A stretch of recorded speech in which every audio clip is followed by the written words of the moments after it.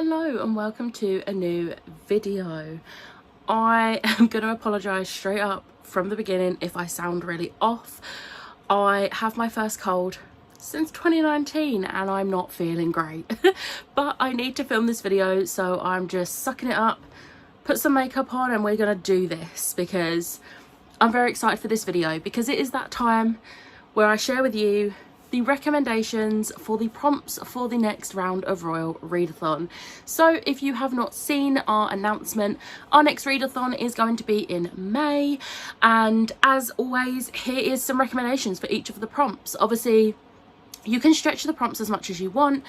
There's a few books here that I am going to be putting for a few prompts because I think they fit multiple prompts, which if you're someone that wants to double up or even triple up, I got you, don't worry.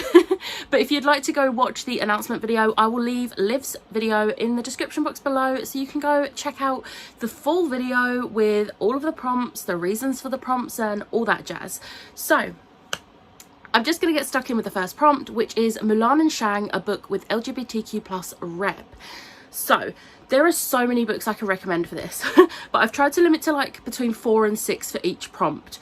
So first up, we have Mayday by Josie Jaffrey. We have a bisexual main character. I am so in love with Jack Valentine. She's amazing and you will fall in love with her. I'm really excited to get to the sequel and might use the sequel as my pick for the readathon itself. We'll see. It is a vampire book. There is like the mystery aspect. The main character is a detective and it is set in Oxford in England, and it is really good. Next up, we have one of my favourite books of last year, and that is If This Gets Out by Sophie Gonzalez and Cal Dietrich. This is going to give you a real big boy band feels. Like, it's amazing. It's about these two boys in a boy band and they fall for each other and their management tells them they can't openly be together, and it's them just trying to figure out a way to be together and be happy, and it is just beautiful and I absolutely adore it. Next up, we have a middle grade, and that is Me, My Dad and the End of the Rainbow by Benjamin Dean. This book is incredible. I love how Benjamin Dean wrote this story. It is about a little boy who finds out that his dad is gay and what that means and what pride is, and it's just such a wholesome story and it is so beautifully written. Next up, we have a fairly new release, and that's Extasia by Claire Legrand. This is sapphic.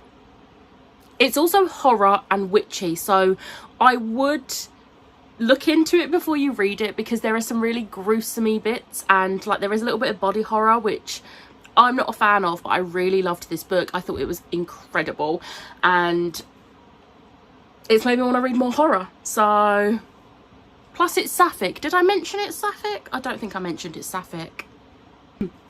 And then the final one for this one is Catfishing on Catnet by Naomi Kritzer. This is one of my new favourites. I absolutely adored this book. This is not directly LGBTQ+ rep, but there is so the main character is in like a online group, and within the group of friends there is trans and non-binary characters, and it is just, I love the whole story. It's like thrillery, mystery, but the LGBTQ side of it is not the main point, and I love that. It's just something that's there because, you know, that's life, it's normal. And I just wanted to add this because I feel like it's done right in the sense that it's not made a big deal of, if that makes sense. I don't know if that makes sense, but it's not made a big deal of, which is how it should be because it's not a big deal.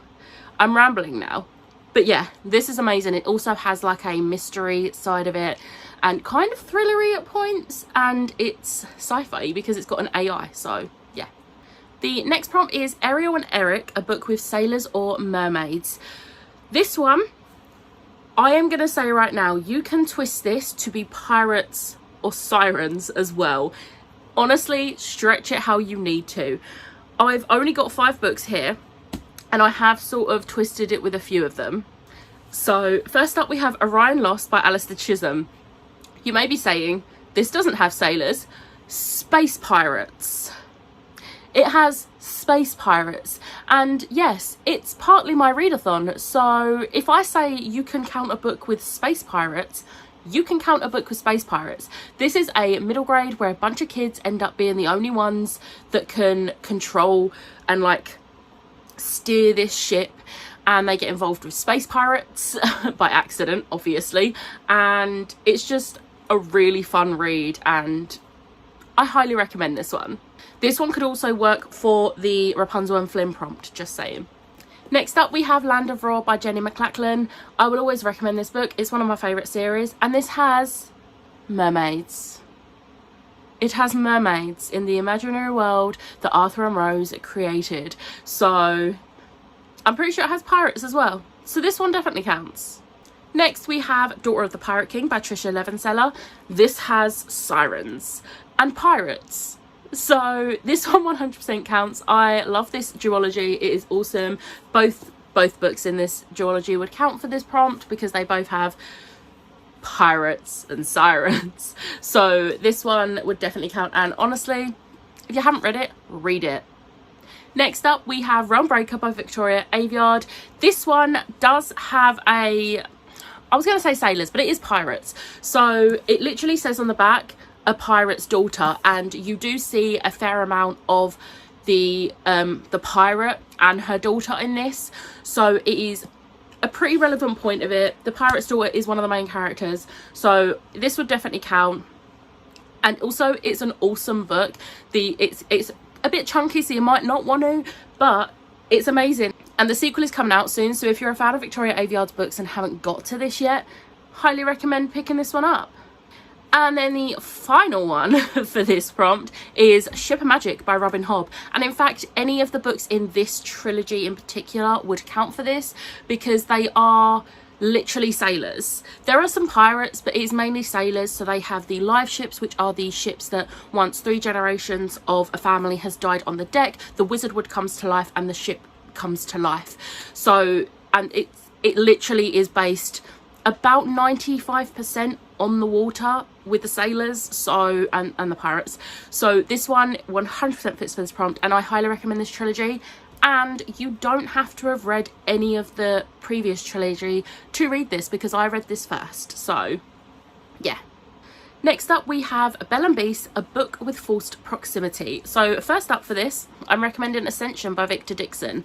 This is forced proximity in the sense that it's a reality TV show where 6 boys, 6 girls are picked to go onto this spaceship that will take them to Mars, and whilst they're on this spaceship they have to do this kind of like speed dating, because they have to match up and pair up, because they are going to create a colony on Mars and start a new life, and they have to basically, they're forced to speed date. I mean, it's their choice to go in to the spaceship, but they are forced to speed date, so this works. Next up, we have Serpent and Dove by Shelby Mahurin. This one, it's literally a forced marriage. They have to share a room. There is one bed. It is forced proximity in all its glory, and I love it. It's amazing. You will fall in love with the characters, and I will take no questions. Next up, of course, we could not have this prompt without having a Beauty and the Beast retelling. We have A Curse So Dark and Lonely by Bridget Kemmerer. This one is literally a girl is kidnapped and forced to stay with the Beast, which is Prince Ren. So need I say more? The next one, you're not going to be surprised I'm recommending this. We have The Love Hypothesis by Ali Hazelwood. Now you might be thinking, if you have read this isn't forced proximity. They choose to fake date. However, certain situations arise where they are forced to be very close when they don't particularly want to be, because it's a fake relationship, and it is just glorious. If you know the scene I'm talking about, you know the scene I'm talking about. So yeah. And then this last one it feels like sort of a cheat, because very few people are going to be able to pick this, because it's literally only people who have been granted an E-arc or have an arc like I do, and that is Love on the Brain by Ali Hazelwood.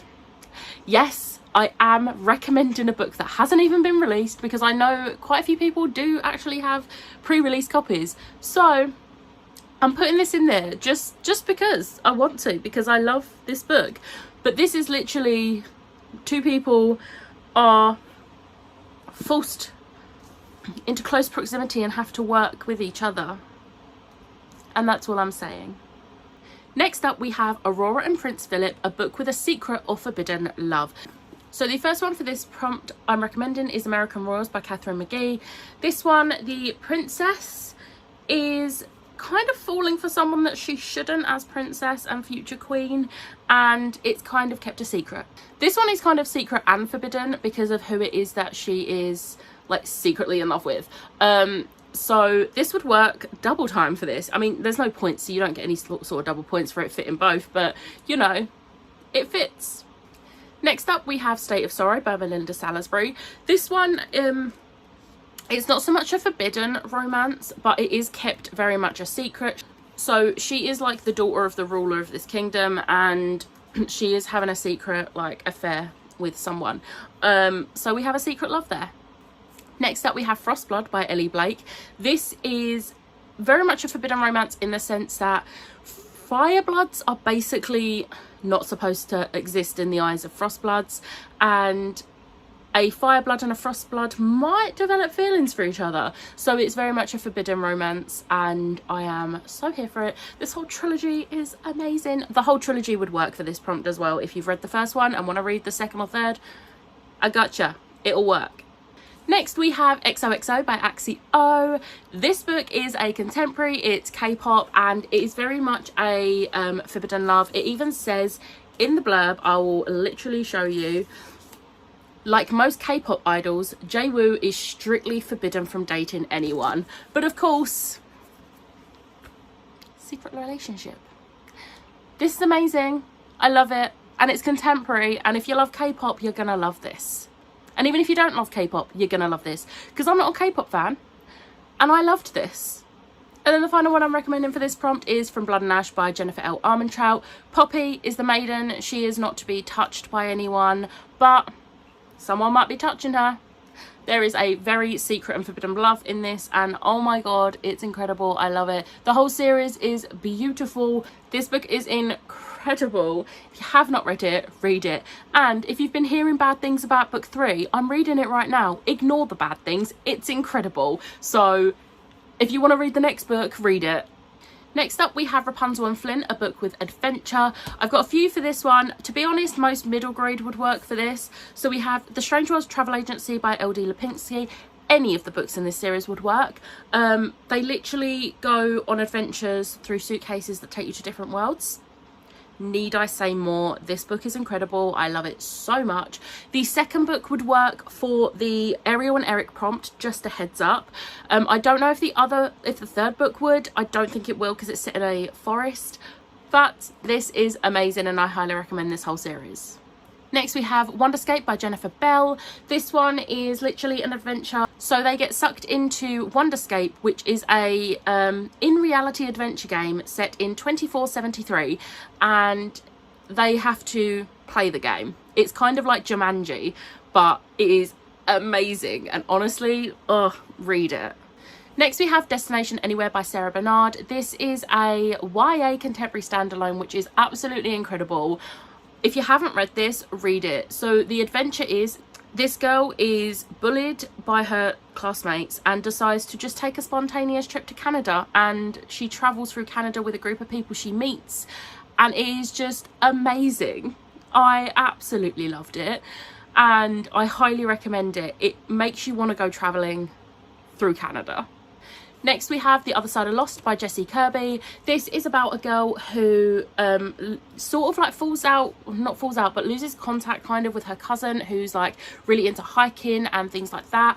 And her cousin unfortunately passes away, and she makes it her mission, after having some like bad experiences with social media, she makes it her mission to do this particular hike that her cousin was planning on doing. And it was just so beautiful, and it really makes you want to start hiking. And after this book, a few of us organised a hike around the Cotswolds, and it was just a beautiful day. It wasn't a camping hike, it was just like a little trail we did around Cotswolds, and it was like a few hours, but it was an amazing day. And honestly, I want to do more of that because it was just a lovely day.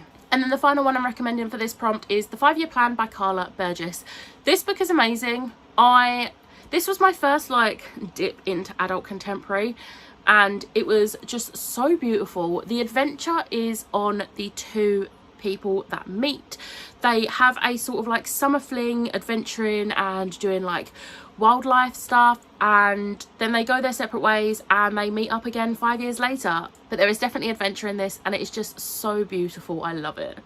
Next up we have Tiana and Naveen, a book with enemies to lovers, which, you know, is one of my favourites. So first up, it's going to be no surprise that I am recommending Love on the Brain by Ali Hazelwood. This is an enemies to lovers. You are welcome. So if you have a proof copy, please read it. It's amazing. And then shout at me about it, about how much you love it, because it's just everything. I love it so much, and you're going to get just as sick of hearing me talk about this as you did with this. This is my personality now, and I don't hate it.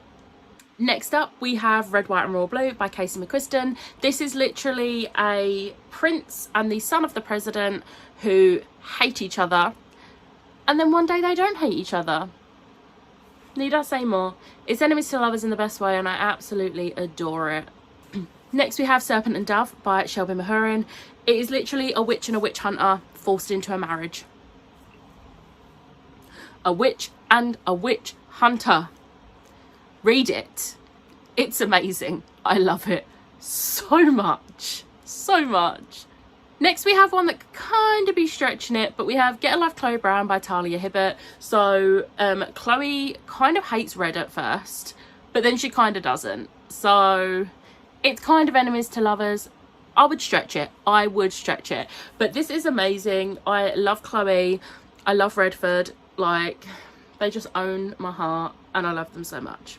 And then it wouldn't be me on an enemies to lovers recommendations without recommending Kingdom of the Wicked by Kerry Maniscalco. I've just read the sequel to this, and if you love this book, read the sequel. Honestly, best thing. Read it. So yeah, this is enemies to lovers. It's amazing. I don't want to say anything else without spoiling, so read it. Next we have Cinderella and Prince Charming, a book with a ball or a party. Now I don't have as many to recommend for this one, because this one is sort of, I think this one's probably the hardest one to find a book for.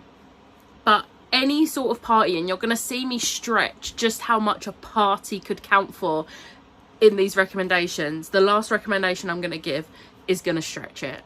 So first up we have Amelia Fang and the Barbaric Ball by Laura Ellen Anderson. It literally says it has the Barbaric Ball. There is a ball that takes place in this book, and it's a middle grade. It is such a quick read. The writing is quite big, and there are lots of pages that have like illustrations.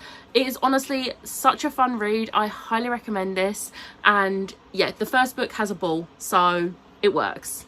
Next we have Red Queen by Victoria Aveyard.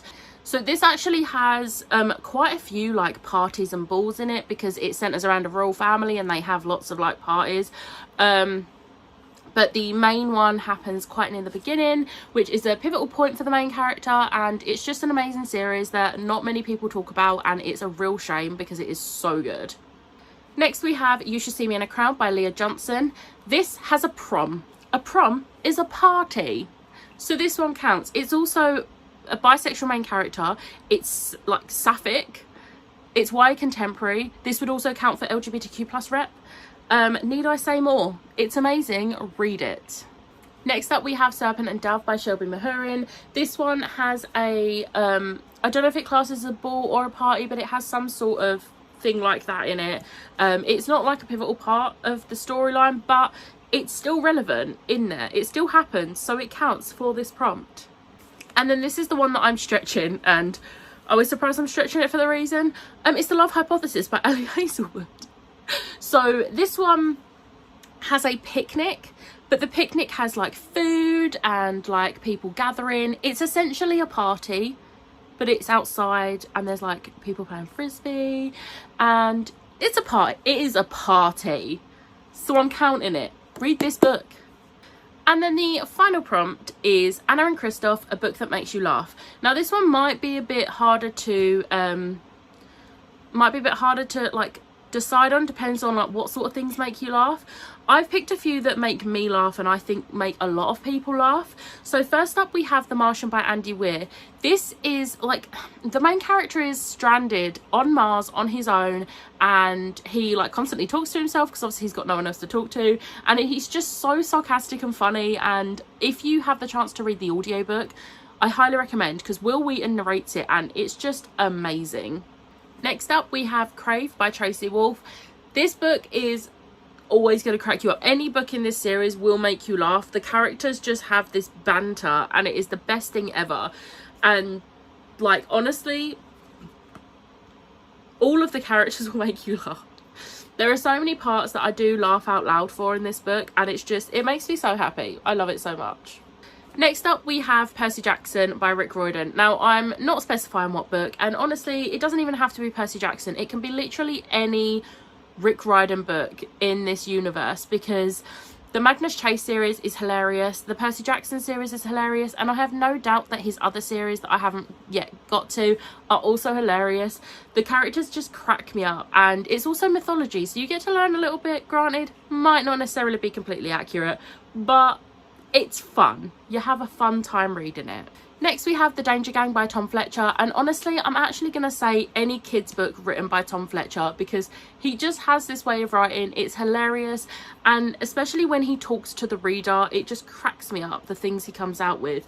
And the character, just in general, these books crack me up and I love all of them so much, and I can't actually pick a favourite. Next up we have Spellslinger by Sebastian de Castell. Kellen and Rikus will crack you up. They are the best. I love them to pieces. Like, look at his grouchy little face. I love them.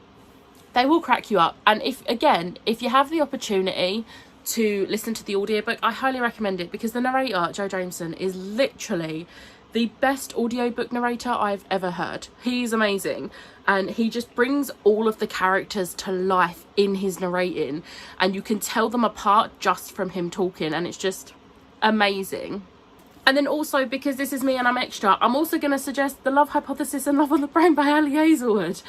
These both make me giggle a lot. This one fully had me laughing out loud in multiple points, and to be fair, this one did too. It's just so funny in parts with the things that the characters come out with, and I just absolutely love it. Both of them. Both of them. I told you I would be recommending multiple times. I warned you on Twitter. I warned you. But that is it for my recommendations. I hope you've at least found one book from this list that you would like to add on to your TBR for the month. Let me know in the comments below if you are taking part in Royal Readathon. Also let me know if you have any other recommendations for any of these prompts, because that would be very helpful for anyone else looking in the comments for more ideas. But I hope you enjoyed this video. If you did, hit the like button, hit the subscribe button, and I'll see you next time. Bye.